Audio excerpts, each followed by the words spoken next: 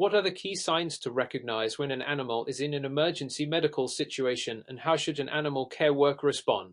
Answer. Recognizing an emergency situation in animals requires a keen awareness of their behavioral and physical changes.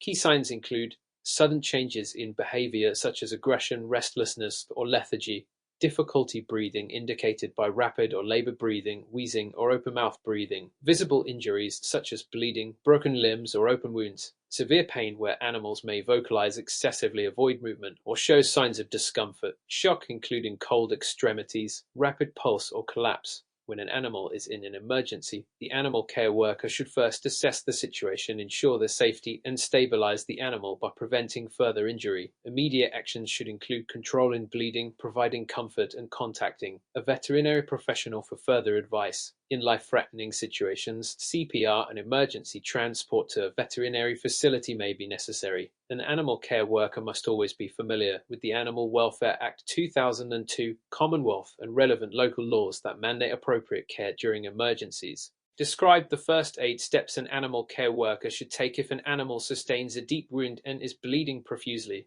Include potential risks and precautionary measures. Answer. First aid for deep wounds involves several critical steps. Ensure safety. Make sure the worker is safe and that the animal is securely restrained, as panicked animals may bite or scratch. Control bleeding. Apply direct pressure to the wound with a clean cloth or sterile dressing. For severe bleeding, elevate the limb if possible and apply pressure to the wound site. Use a tourniquet if necessary. If bleeding cannot be controlled with direct pressure, a tourniquet may be applied above the wound, but this should be done with extreme caution to avoid tissue damage. Cover the wound. Once the bleeding is controlled, cover the wound with sterile bandages to prevent contamination. Monitor the animal's vital signs. Check for signs of shock, rapid heart rate, shallow breathing, pale mucous membranes, and keep the animal warm. Precautionary measures. Animal care workers should wear gloves when dealing with injuries to avoid transmission of diseases and should never attempt to treat severe injuries without professional guidance. In an emergency where an animal is unconscious and not breathing, what is the correct procedure for performing CPR on a dog, and what are the legal and ethical considerations for animal care workers? Answer. Performing CPR on a dog follows a specific procedure. Assess the animal.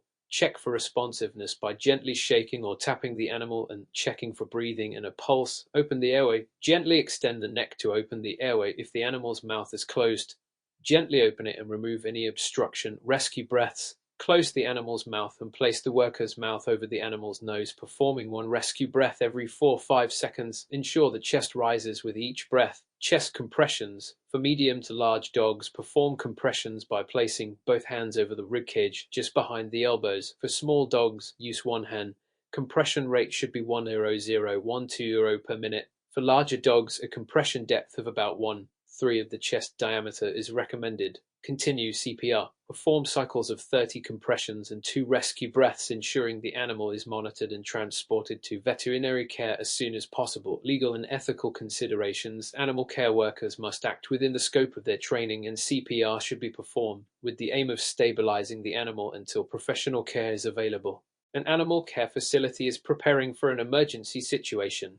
What are the key medical supplies that should be included in the emergency kit, and how should each item be used effectively? Answer. A comprehensive emergency kit should include sterile dressings and bandages used to cover wounds, control bleeding, and prevent infection, adhesive tape to secure bandages in place and assist in splinting, antiseptic wipes or solution for cleaning wounds and preventing infection, gauze pads to apply pressure to wounds and absorb blood or fluids, thermometer to monitor body temperature, especially if an animal is showing signs of fever or hypothermia, splints or splinting material to immobilize fractured limbs, CPR equipment, including resuscitation masks for small and large animals, pain relief medications as prescribed by a veterinarian. Each of these items must be used as per training protocols and in line with any relevant health and safety guidelines, ensuring that only appropriate veterinarian-approved medications are administered. Under the Work Health and Safety Act, facilities must ensure that first aid training is provided regularly and that emergency kits are well maintained and up to date. Mr. Stevens is an animal care worker at a local shelter. While cleaning the kennels, he notices an animal showing signs of malnutrition, including excessive weight loss, lethargy, and visible ribs.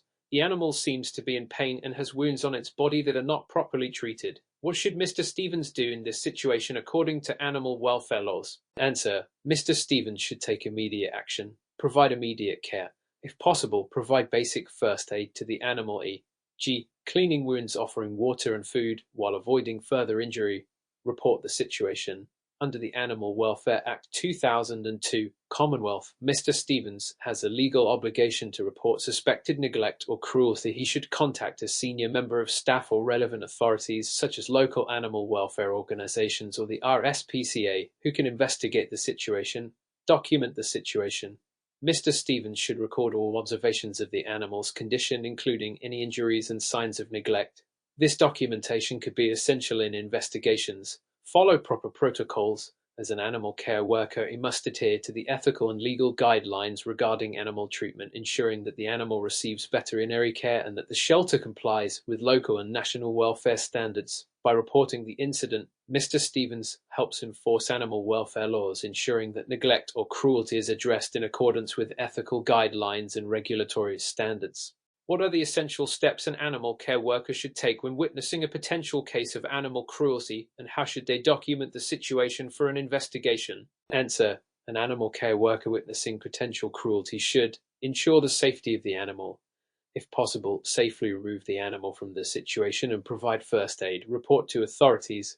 Contact the appropriate animal welfare agencies such as the RSPCA or local animal control. It is essential to report any suspicions immediately. Document the situation. Record all observations, including the condition of the animal, location, time, and any evidence of cruelty. G. Photographs of injuries. Make detailed notes about the context of the situation. G. Any signs of neglect or mistreatment. Do not intervene directly. The worker should avoid confronting the alleged abuser, as this could escalate the situation and compromise the investigation. By following these steps, the worker ensures that they are in compliance with Animal Welfare Acts and that investigations into cruelty are handled appropriately. Discuss the ethical considerations when conducting animal-based research and testing. How do guidelines such as the 3Rs, replacement, reduction, refinement, help guide researchers? Answer: ethical considerations in animal-based research focus on ensuring that animals are not subjected to unnecessary harm or distress. The 3Rs framework is a critical guideline. Replacement: researchers must seek alternatives to animal use whenever possible, such as using cell cultures or computer simulations. Reduction: if animal use is necessary, researchers should use the minimum number of animals required to achieve statistically valid results. Refinement: procedures should be refined to minimize pain and distress for animals through methods such as improved anesthesia, better housing conditions, and more humane handling. These guidelines are reflected in various laws, such as the Australian Code for the Care and Use of Animals for Scientific Purposes, which ensures that ethical standards are upheld in research settings. What role do animal welfare organizations and government bodies play in enforcing animal welfare standards, and how do they collaborate to ensure compliance with animal protection laws? Answer: animal welfare organizations such as the RSPCA and government bodies at local, state, and national levels are critical in enforcing animal welfare laws. They collaborate through monitoring and inspections, ensuring that animal shelters, farms, and laboratories adhere to welfare standards, investigating cruelty cases, collecting evidence, interviewing witnesses, and taking legal action when necessary. Public education, raising awareness about animal rights and responsible pet ownership. Government bodies such as the Department of Agriculture, Water and the Environment work with animal welfare organizations to implement and enforce national laws like the Animal Welfare Act, ensuring that animals are protected across various sectors. How do animal cruelty laws differ between various states in Australia, and how does the enforcement process typically work? Answer: animal cruelty laws vary slightly between states, but are all governed by the Animal Welfare Act and other state-specific legislation. Enforcement involves state authorities. Each state has a designated body, e.g., the RSPCA in some states or local councils in others, responsible for enforcing laws. Investigation of complaints. Reports of cruelty are investigated by authorized officers who may conduct searches and seize animals if necessary. Penalties. Offenders may face fines, imprisonment, or both depending on the severity of the cruelty. Public education. States often run campaigns to raise awareness about animal cruelty laws and encourage reporting. Enforcement agencies collaborate to ensure that animal welfare standards are upheld, with serious cases often leading to criminal prosecution. When transporting an injured animal to a veterinary clinic, What are the key considerations to ensure the animal's safety and comfort? Answer: when transporting an injured animal, it is important to stabilize the animal before transport. Stabilize the animal's condition as much as possible, especially if the injury involves bleeding or difficulty breathing. Use appropriate carriers. Ensure the animal is placed in a suitable carrier to prevent further injury and ensure comfort. Minimize stress. Keep the animal calm by reducing noise, sudden movements, and handling. Avoid exposure to extreme temperatures. Drive carefully. Ensure the vehicle is driven smoothly to avoid further stress or harm to the animal. Following Animal Welfare Act guidelines ensures that the animal's rights and safety are protected during transport and that any emergency care needs are addressed promptly. What are the key considerations in designing an animal enclosure to ensure both safety and well-being for the animals housed inside? Answer: designing an animal enclosure involves considering several factors that directly impact the safety, comfort, and health of the animals. These include species-specific requirements. Each species has unique physical and behavioral needs. For example, large species like elephants require larger enclosures with higher barriers, while small rodents may require smaller, more secure enclosures. Safety and security. Enclosures must be designed to prevent escape and protect both the animals and humans. This includes the strength of fences, gates, and other barriers. Additionally, sharp edges, toxic materials, and potential hazards need to be avoided. Natural environment simulation. To support the animal's physical and mental well-being, the enclosure should mimic their natural habitat as much as possible. Ventilation, lighting, and temperature control.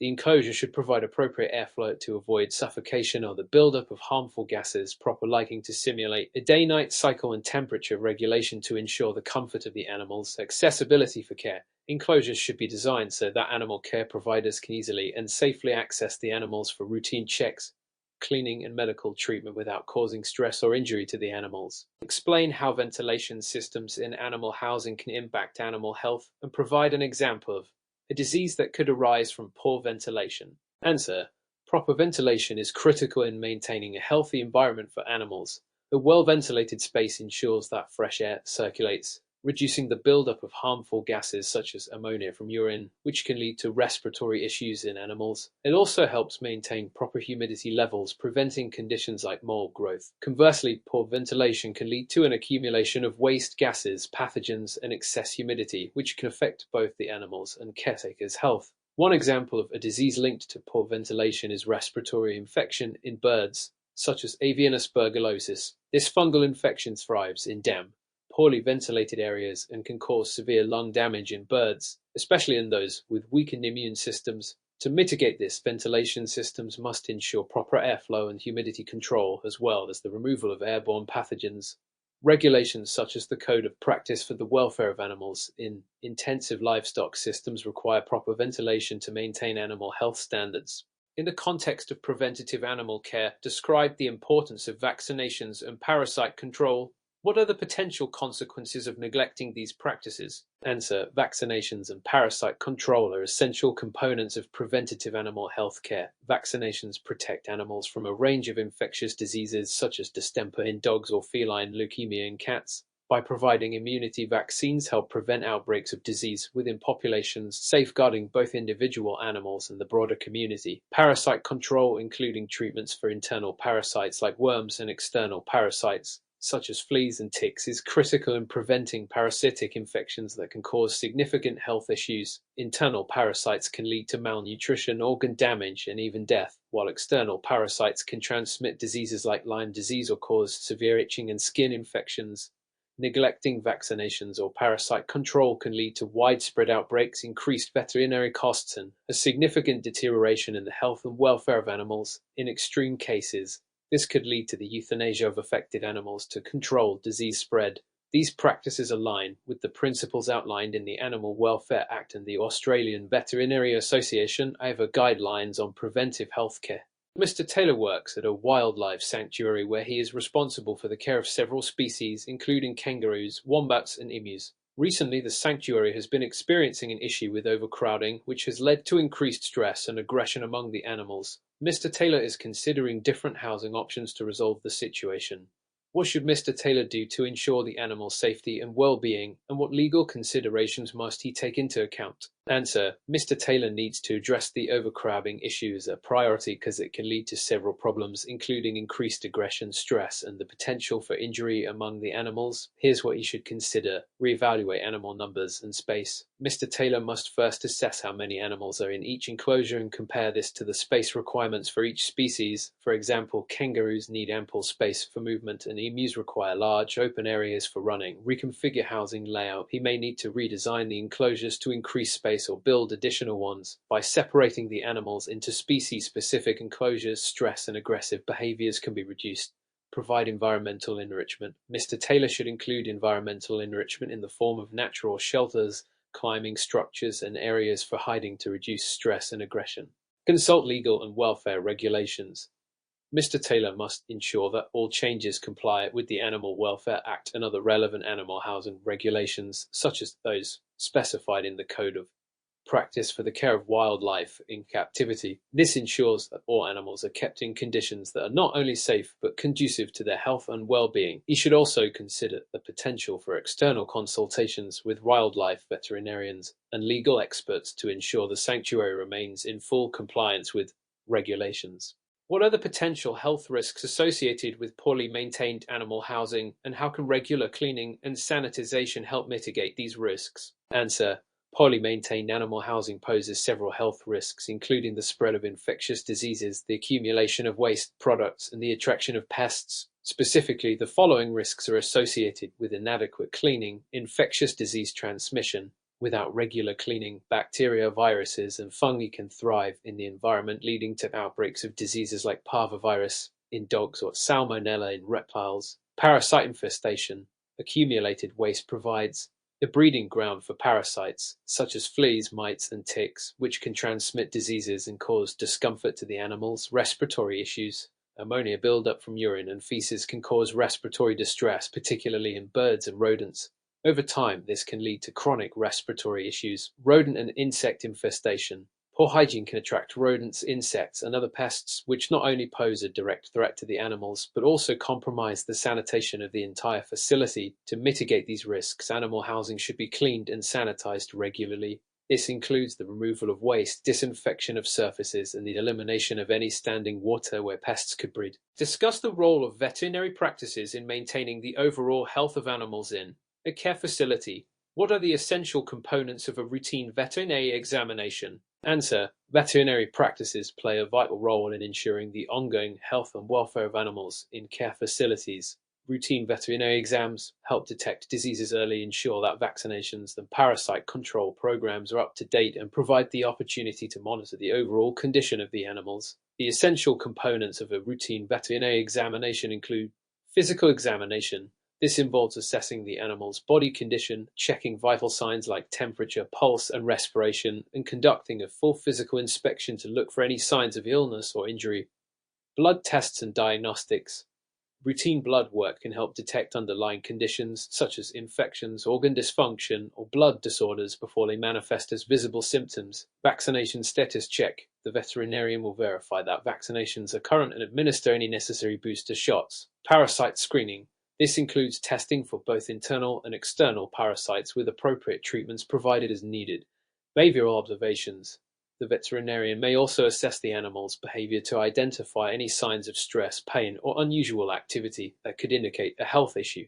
What are zoonotic diseases, and how can their transmission be prevented in animal care facilities? Provide 2 examples of zoonotic diseases and explain the necessary precautions. Answer: zoonotic diseases are infections that can be transmitted from animals to humans. These diseases can be caused by bacteria, viruses, parasites, or fungi. Zoonotic transmission is a significant concern in animal care facilities, as close contact between animals and humans can increase the risk of infection. 2 common examples of zoonotic diseases are toxoplasmosis, caused by the parasite Toxoplasma gondii, which is often transmitted through contact with infected cat feces. Humans can become infected if they handle soiled litter boxes without proper hygiene. Prevention. Caregivers should wear gloves when handling animal waste, wash hands thoroughly after handling animals, and ensure that cats are kept in sanitary conditions. Regular cleaning of enclosures is essential to reducing the spread of this parasite. Leptospirosis. This bacterial infection is commonly spread through contact with the urine of infected animals, such as rats, dogs, and livestock. The bacteria can enter the human body through cuts or mucous membranes. Prevention. Preventative measures include wearing protective clothing, avoiding direct contact with animal urine, and ensuring that animals are regularly vaccinated against leptospirosis, particularly in high-risk environments. The Australian Animal Welfare Standards and Guidelines recommend practices such as regular veterinary checks, appropriate sanitation, and using personal protective equipment (PPE) to minimize the risks associated with zoonotic diseases. What factors should be considered when selecting the appropriate housing system for different species, and how does the environment affect their overall well-being? Answer: selecting the appropriate housing system depends on the species' natural behavior, social structure, and physical needs. Factors to consider include species behavior. Social animals like primates or certain bird species require more complex enclosures that allow for interaction and enrichment, while solitary animals like big cats may need more space for privacy. Size and mobility. Larger species such as horses or elephants need expansive space for exercise and movement, while smaller species like rabbits or guinea pigs can be housed in more compact spaces. Environmental factors. The housing must protect animals from extreme weather conditions. Temperature control, ventilation, lighting, and humidity must all be adjusted to suit the species' needs. For instance, reptiles need a specific temperature gradient, while aquatic species require tanks with stable water quality. Health and welfare. The environment should minimize stresses such as noise, overcrowding, or poor sanitation, as these can impact an animal's mental and physical health. Providing enrichment like toys, climbing structures, and varied environments is critical. Explain the concept of environmental enrichment and provide examples of how it benefits animals in captivity. Answer: environmental enrichment refers to the process of enhancing the living environments of captive animals to encourage natural behaviors and promote physical and psychological well-being. Enrichment provides stimuli that challenge the animal's senses, allowing them to engage in activities that would typically occur in the wild. Examples of environmental enrichment include tactile and sensory enrichment, providing textured surfaces, natural materials like branches, grass, or leaves, and varying the animal's environments helps stimulate tactile and olfactory senses. Cognitive enrichment, introducing puzzle feeders or hidden food encourages animals to problem solve, promoting mental stimulation. Social enrichment, allowing species that naturally thrive in groups to socialize with others of their kind, helps maintain social structure and behavior. Physical enrichment, climbing structures, swimming pools, or running wheels can encourage exercise, which is essential for physical health, especially in species that are naturally active. What are the ethical considerations in euthanasia procedures for animals, and how should these procedures be carried out to ensure compliance with animal welfare laws? Answer: euthanasia is a sensitive and ethical decision that must be guided by the principles of minimizing animal suffering and ensuring humane treatment.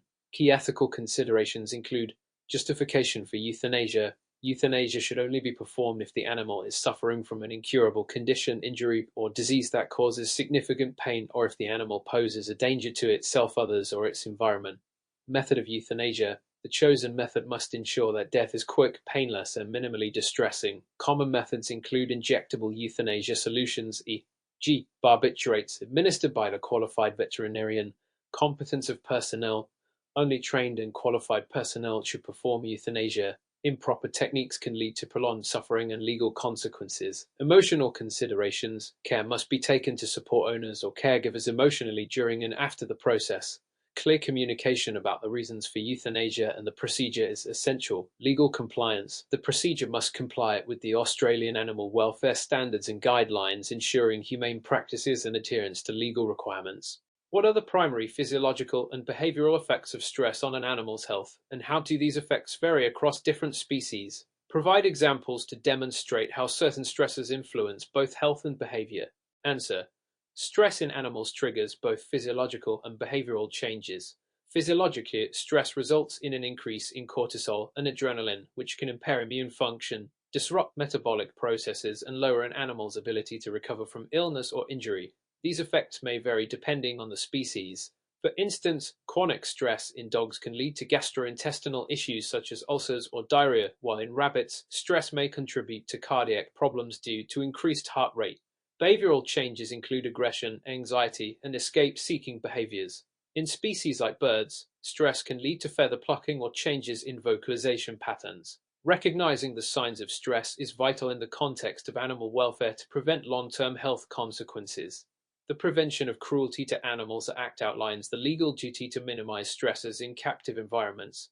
What are the ethical and practical considerations when rehabilitating wild animals that have been injured by human activities, and how should animal care professionals manage the risk of re-injury upon release? Answer: when rehabilitating wild animals injured by human activities, such as car accidents, habitat destruction, or pollution, ethical considerations include the responsibility to ensure that the animal has a viable chance of survival after release, minimizing further harm, and preserving the animal's natural behaviors. Practically, animal care professionals must ensure that rehabilitation facilities mimic natural conditions to reduce stress and promote natural behaviors. The Wildlife Protection Act and similar regulations demand that animals undergo rehabilitation under the guidance of licensed professionals, ensuring compliance with safety and welfare standards. Risk management during release includes assessing whether the animal can survive in its natural environment, such as ensuring it can forage, avoid predators, and communicate with others of its species. Re-release programs should include monitoring to prevent re-injury or failure to adapt. Mr. Thompson is a caretaker for a group of captive parrots. He has noticed that one of the parrots, named Charlie, has begun displaying aggressive behavior and excessive feather plucking. Mr. Thompson is concerned that this might be a sign of stress. How should Mr. Thompson assess and address this behavior to ensure Charlie's welfare? Answer: Mr. Thompson should begin by conducting a thorough assessment of the potential stressors in Charlie's environment. These could include factors such as overcrowding, lack of mental stimulation, inappropriate cage size, or inadequate socialization. Charlie's aggressive behavior and feather plucking may be signs of both physical and psychological distress. First, Mr. Thompson should ensure that Charlie's environment is enriched with appropriate toys, foraging opportunities, and social interaction. He should also examine the lighting, noise, and temperature conditions, as these can be sources of stress. Furthermore, it is essential to rule out any physical health issues by consulting with a veterinarian. If no medical causes are found, Mr. Thompson could implement stress reduction strategies such as increasing the parrot's interaction with other birds or providing a safe, quiet space for rest. The Animal Welfare Act mandates that animal care providers must prevent unnecessary stress and provide a suitable environment for each animal's needs. What are the key behavioral and physiological signs that indicate an animal may be ill or in distress, and how can these signs differ between species? Answer: key signs of distress in animals include changes in behavior such as lethargy, aggression, avoidance behaviors, and vocalization changes. Physiologically, an animal under distress may exhibit rapid breathing, sweating, or tremors. In species like dogs, you may observe a decrease in appetite or changes in body posture indicating pain, while in cats, a reduction in grooming or increased hiding can be significant signs of illness. In more exotic species, such as reptiles, distress signs may include decreased activity or refusal to eat. Birds might display abnormal feather movements, alter flight patterns, or changes in vocalization. Understanding species-specific distress signals is critical for early intervention and welfare management. In the context of the Prevention of Cruelty to Animals Act, animal care professionals are required to act when signs of illness or distress are detected and ensure that veterinary care is provided promptly. Explain how both environmental enrichment and behavioral modification strategies can be used to manage stress in captive animals. Discuss the legal and ethical responsibilities of animal care providers in minimizing stress. Answer: environmental enrichment involves providing animals with stimuli that promote natural behaviors, reducing stress by preventing boredom and frustration.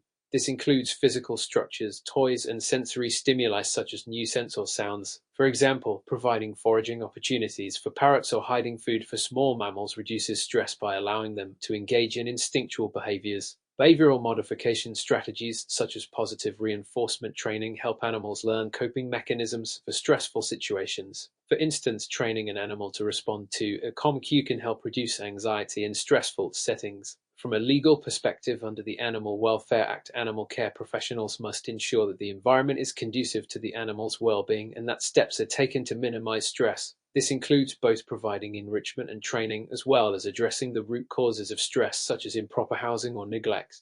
What are some advanced rehabilitation techniques for treating musculoskeletal injuries in wildlife, and how do these techniques differ when applied to domestic animals? Answer: in wildlife rehabilitation, musculoskeletal injuries often require a careful balance of rest, control movement, and physical therapy.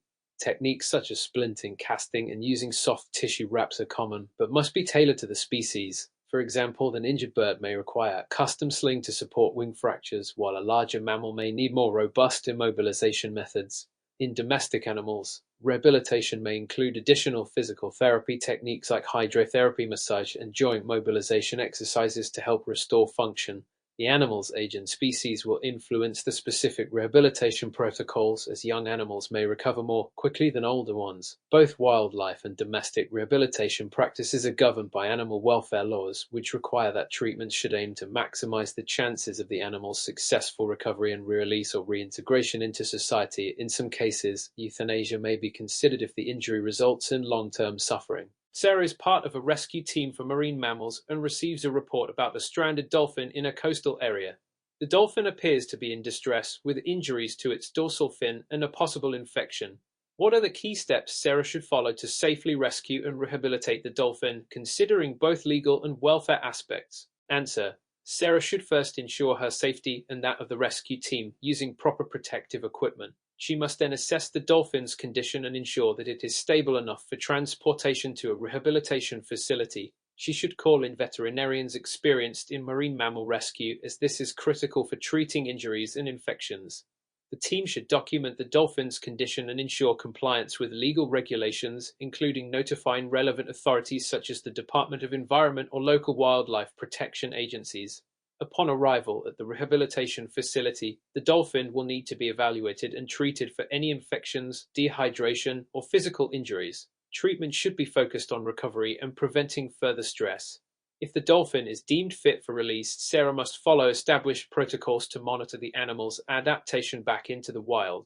This process must comply with national wildlife conservation laws. What are the critical factors to consider when preparing a rehabilitated animal for re-release into the wild, and what protocols should be followed to ensure its successful reintegration? Answer: when preparing a rehabilitated animal for re-release, several critical factors must be assessed: the animal's physical condition, ability to forage, survival instincts, and social behaviors. The release site must be carefully selected to ensure that it provides a suitable habitat with adequate food, shelter, and minimal human interference. Protocols typically include pre-release assessments, a gradual acclimatization process, and post-release monitoring. The animal should ideally be reintroduced in an area where it has prior knowledge of its environment. Following release, the animal should be monitored for signs of successful adaptation, and steps should be taken if it faces challenges. The Wildlife Conservation Act and other relevant wildlife protection laws outline the legal obligations regarding the safe and humane treatment of wild animals during the rehabilitation and release processes. How does prolonged stress affect the long-term behavioral patterns of animals, and what implications does this have for their social interactions, health, and welfare? Answer: prolonged stress in animals can lead to chronic changes in behavior, including aggression, anxiety, and withdrawal. These changes often result in impaired social interactions, such as reduced cooperation or avoidance of others in social species. In extreme cases, this may lead to difficulties in mating or parenting, as well as social isolation. Physiologically, chronic stress can cause long-term health issues like weakened immune systems, weight loss, and organ dysfunction, ultimately reducing an animal's quality of life. Animal welfare laws such as the Animal Welfare Act require that measures be taken to reduce chronic stress and ensure that captive animals are provided with proper care to maintain their mental and physical well-being. What are the long-term strategies for preventing further harm to animals that have been rescued from abuse or neglect, and how do these strategies align with animal welfare laws? Answer: long-term strategies include rehabilitation programs that focus on physical recovery, psychological well-being, and education for both the animal and the caretakers. Psychological rehabilitation might include behavioral therapy to address past trauma. Preventing future harm requires education on the proper care and handling of animals, and ensuring that animals are placed in homes or environments that adhere to high standards of welfare. Under animal welfare legislation such as the Animal Protection Act, rescue organizations must ensure that animals are placed in environments that minimize risk of re-abuse or neglect, and that there are mechanisms in place for monitoring the animal's ongoing welfare.